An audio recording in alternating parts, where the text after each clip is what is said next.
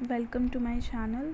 तो आज की वीडियो में हम लोग पढ़ने वाले हैं minor age a partner. Then minor जो होता है ये not complete 18 years of age, मतलब जिसकी एज 18 ईयर्स से कम है वो, तो it is not completely and it is not capable to be a partner, but it admits as a partner for the benefit of firm. Like if a celebrity is admitted, it may be beneficial to the firm, like this. Then इसके बाद ये एक active part नहीं होता है management के अंदर भी, तो एक एक्टिव रोल प्ले नहीं करता है. देन इसके बाद आता है कि ये बिकम करता है major when he will be eligible to enjoy all rights of partner, his liability become unlimited.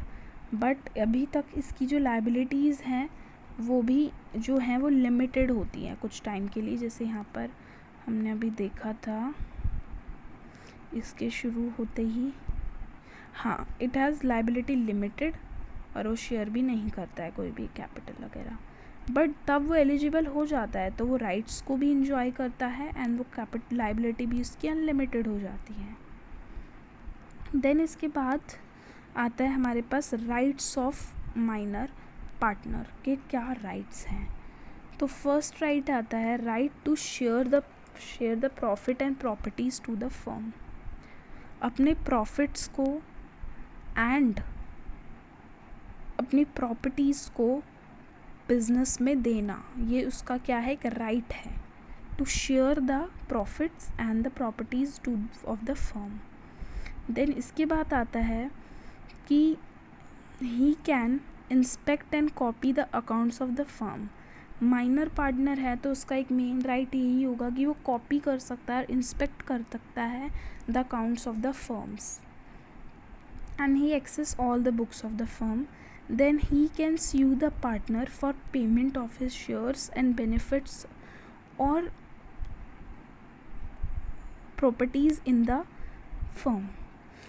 तो ये क्या कर सकता है, स्यू कर सकता है, केस कर सकता है पार्टनर्स पे for the payment and his property shares, complaint. Then आते हैं हमारे पास types of partnership. Types of partnership में हमारे पास दो टाइप के पार्टनरशिप होते हैं. एक होता है जर्नल एंड एक होता है लिमिटेड पार्टनरशिप. तो लिमिटेड होता है एंड एक होता है जर्नल. सो पढ़ते हैं अभी हम लोग. तो हमारा जर्नल पार्टनरशिप होता है वो एक ऑर्डिनरी पार्टनरशिप होती है जिसके अंदर अनलिमिटेड लाइबिलिटी होती है और वो इंडिया में ही पाई जाती है. एंड वो सब वही इंक्लूड करता है जो कि पर्सनल, मतलब बहुत ही जनरल, जिसमें अनलिमिटेड लाइबिलिटी होती है और एग्जिस्टेंस होता है फर्म का. देन इसके बाद जो होती है हमारी नेक्स्ट टाइप जर्नल, इसमें जनरल में वो होते हैं हमारे पास कि partnership, particular partnership and partnership at will.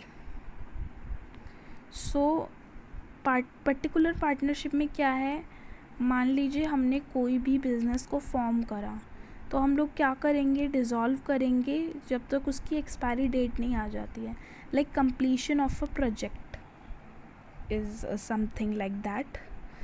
Then इसके बाद हमारे पास आता है एट विल, जब चाहें तब करेंगे. It can be dissolve at any time, indefinite period होता है इसका. देन लिमिटेड लाइबिलिटी वाला होता है हमारे पास two types of partners in limited partnership. वो होती हैं एक अनलिमिटेड लाइबिलिटी और एक लिमिटेड लाइबिलिटी. दो टाइप की होती हैं लिमिटेड एंड स्पेशल पार्टनरशिप में. एक होती है अनलिमिटेड लाइबिलिटी और एक होती है लिमिटेड लाइबिलिटी. सो फिर से बता रही हूँ एक बार, लिमिटेड पार्टनरशिप्स में हमारी लाइबिलिटीज़ होती हैं दो टाइप की, लिमिटेड एंड अनलिमिटेड. सो जो limited,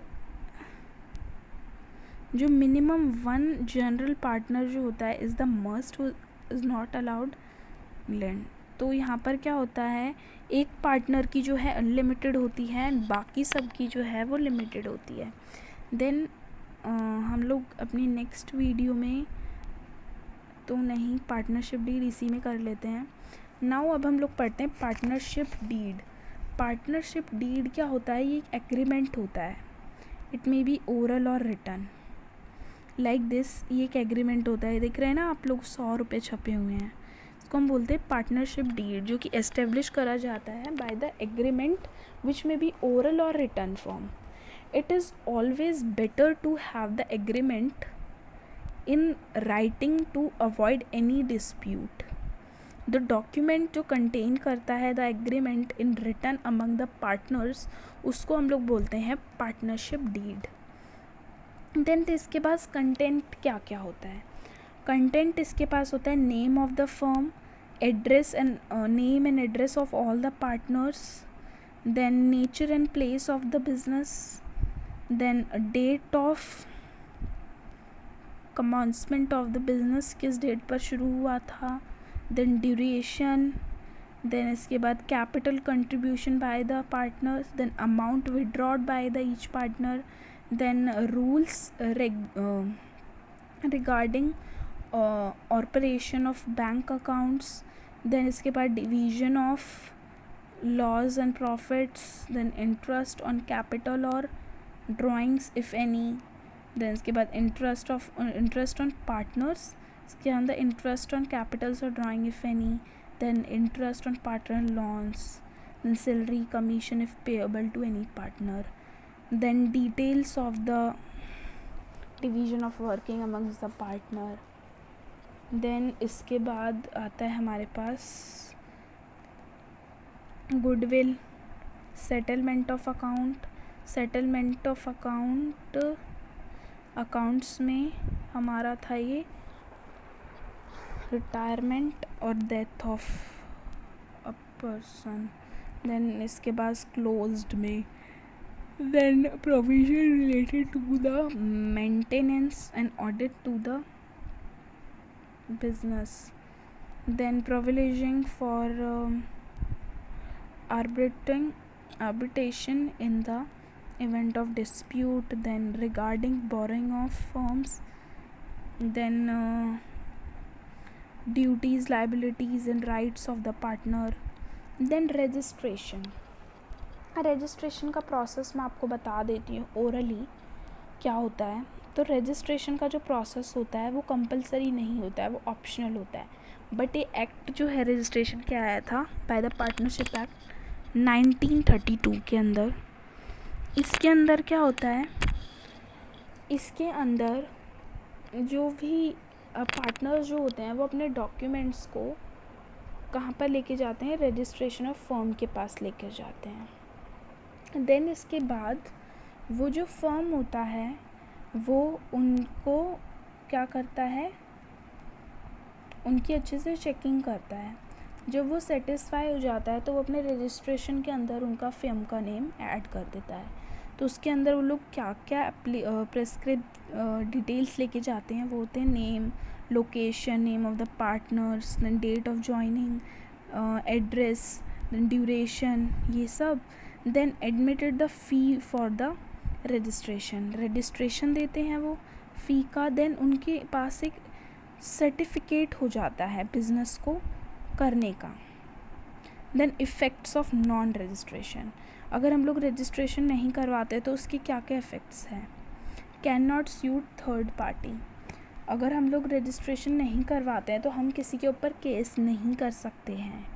can not suit against it partners, हम कंप्लेंट भी नहीं कर सकते हैं अपने पार्टनर्स की। देन इसके बाद partners can not force his claim, वो अपने क्लेम के लिए कि हाँ कोई भी आउटसाइडर जो है अनरजिस्टर्ड फर्म जो है वो इन्फोर्स नहीं कर सकता है इस claim against the outsider against his co partner of the firm, claim के लिए भी नहीं बोल सकता है वो।